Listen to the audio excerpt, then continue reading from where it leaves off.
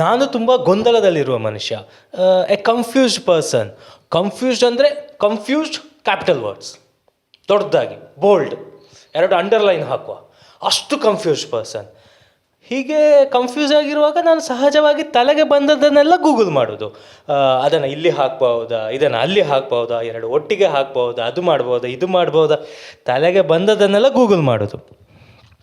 ಏನು ಗೂಗಲ್ ಅಂದರೆ ಗೊತ್ತಿಲ್ವಾ? ಸರಿ, ಹೇಳ್ತೇನೆ.